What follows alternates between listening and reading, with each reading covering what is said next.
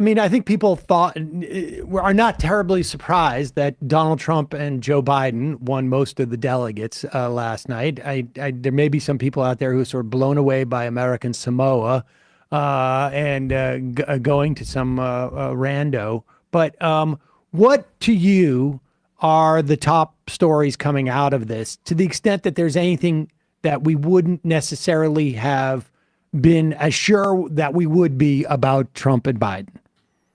Oh, when it comes to the presidential race, I would say that's pretty well covered. The spin from the Haley campaign, the now ex-Haley campaign, that Trump needs to appeal to her voters because they were not convinced by him and they're not automatically going to him.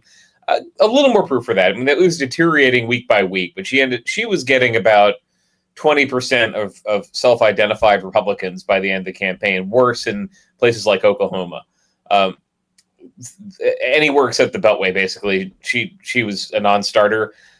So that's a little more clarity. I don't think there are as many Haley voters that are gettable for Biden as we might have thought 2 weeks ago. And with Uncommitted, I think that's the only other interesting story in the primary that's left. Kind of a bad thing for Biden, because I'm in this industry. We like to cover conflict and campaigns and momentum. And the only game in town for the next few weeks is Uncommitted. So next week, Washington State votes. It turns out you can kind of turn a key and get activists, or I'm not trying to patronize what they're doing, but activists who want to stay involved in the electoral process but want Biden to pull support for what Israel's doing in Gaza have been organizing really quickly behind Uncommitted. So it's not been a problem for him getting the nomination. It is revealing how quickly that can be organized. And even I was just watching on the way into this, Adam Schiff, who had this completely victorious speech, the Senate nominee, the one candidate in that race who didn't support a ceasefire at all. He's giving his victory speech in the California Senate primary, and he's interrupted by ceasefire protesters. Like, we learned that is not going away in this race at all.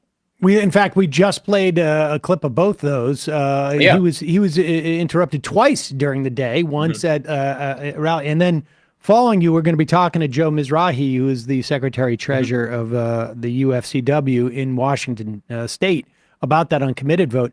But I want to just let's just go back to the Haley thing for 1 minute.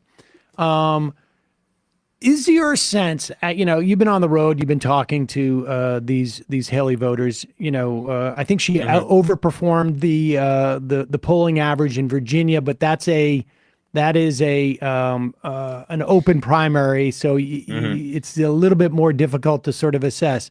But do you think that there is a significant portion of the Haley vote that will abandon Trump in the fall? Because my experience has always been Republicans, like 98% of the people who voted for Mitt Romney, 99 voted for Donald Trump. And in 2016, like, Republicans vote for Republicans. But do you have a sense that there's any that hadn't already defected in 2020? A few from 2020. There are voters for whom January 6th was a deal breaker and they cannot go back to Trump for that reason. Does that mean they'll vote for Biden? I feel like that's more likely than not voting at all. There are going to be voters who vote for Biden, and we saw this in 2020, then vote Republican down the ballot. I don't think that has changed a lot. There was a lot of opportunistic pro-Haley voting. A lot of independents and Democrats who were never going to vote for her, even if she was the nominee, and I met some, never going to vote for her, definitely never going to vote for Trump. They were always going to vote for Biden. So I think there's a small number of people who were committed to her version of the Republican Party, committed to not wanting Trump back, and they're going to be in play for Biden, who reached out to them immediately, put out a statement immediately. I noticed a statement that said more about Haley voters than he said about Uncommitted voters so far. Because in Michigan, after that, Biden didn't say anything. He immediately appealed to Haley voters, which is a smart thing to do. But those voters are going to disagree with him on maybe 90% of policy. I'd say I'd leave aside, don't overthrow the government and support Ukraine. Those are the things they probably agree with him on. There are always voters like that. There are single or double issue voters. That's the Haley population. And we learned there are a lot of them in North Carolina, in Virginia, in Michigan, 300,000 in Michigan. A lot of those Haley voters, I do think, end up being tempted to vote for Biden. Interesting. And why do you think she was doing this? I mean, I know this Was is the hard whole to say. campaign or Well, the end stage? the staying in. Yeah. Well, one thing that's not a huge part of the coverage, but is true, is that she's now the first Republican woman and the first woman of color to win a primary for president ever, which she wouldn't have been if she just quit after she lost her home state. She stayed in through D.C. and Vermont, and she got that. She's going to walk away with more than 1 million votes. So she also, it was hard to read in some ways. You don't want to sound naive about politicians that they're, when are they being cynical, when are they being honest. You really did get the sense from covering her, though, that she, having started out in a position that she thought Trump was so damaged he couldn't be the nominee, kind of flip-flopped on whether she would even run against him. As the race went on, she had real contempt for what he was doing and how dishonest he was. Surprise, surprise, she worked for him. She should have known about this. It seems a little late to come to that conclusion. Right, I mean, we're 8 years after this guy first comes on the political scene. Well, now it's personally affecting her and in opposition to her. So, yeah, and I think she really did get more angry about the way he was attacking her personally and his Ukraine position. She believes that. She is a internationalist Republican who believes that if Trump gets in there and cuts a deal with Putin, the world's going to be less safe. She really did talk herself into that, and had donors talked into it too. So I thought it was sincere, her desire to stay in and become a more relevant figure on that side of the party, a very shrunken side of the party that's maybe 15 to 20% of the GOP, and getting smaller.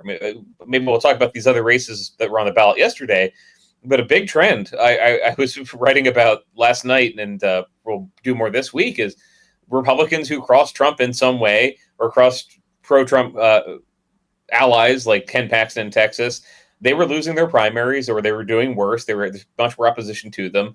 I mean, she was standing for a section of the party that can win stuff, and the Brian Kemp sort of Glenn Youngkin side of the party that has made a lot of concessions to Trump populism, but are also fiscal conservatives and love spending money on NATO. She really thinks that is in danger if Trump is just allowed 4 years with no opposition.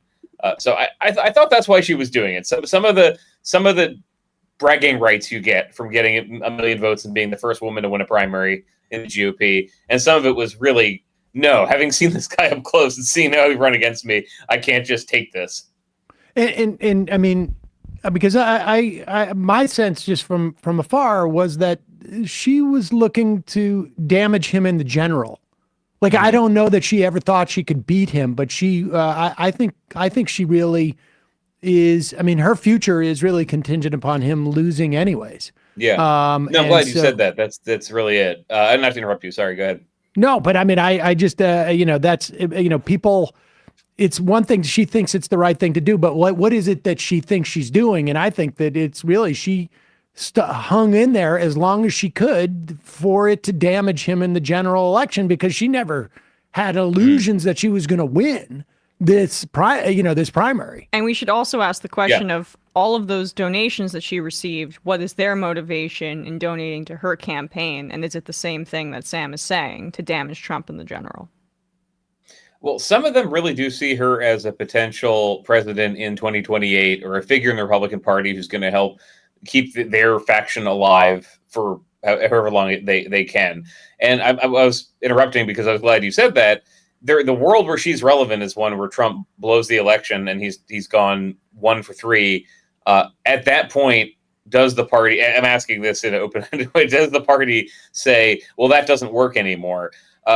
We need to actually make some concessions to this side of the GOP that we all call neocons and shills and rhinos. We need some of them back. I'm not convinced that would happen. That's the only world should be relevant.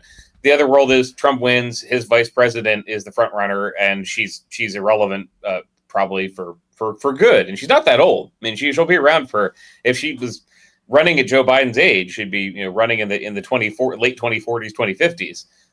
But there are a lot of Republicans who were ambitious, and like Mike Gallagher in Wisconsin, the congressman, who found out, I don't know what to do in this version of the party right now. I'm going to bench myself either for maybe a decade or forever. That's the position that she's in, definitely. And how can she influence the party? I mean, she said today she's going to keep using her voice. Some of that stuff was I think, kind of rote and pat, like, I'm going to keep speaking out for term limits. But really, her being a voice that knows how to get booked on cable, knows how to get in front of elite audiences, not so much Republican meetings. I think if she showed up in a Harris County GOP meeting right now, she'd get booed. But as a relevant person who's going to be drawn, she likes being relevant. Who doesn't? She does have a voice now, and she can be a Republican in the chorus of people saying, my party's going the wrong direction. It's easy for me to imagine Trump getting elected, and then in January, February 2025, she's one of the people denouncing some of the stuff he's doing. Will that make her president? Probably not. Does that make her relevant in a way she wouldn't have been if she just punked out like Tim Scott did? Yeah, I don't think Tim Scott made a different choice to stay in the Trump camp, and he's you see his reward, just like showing up at every Trump rally to get made fun of. Exactly.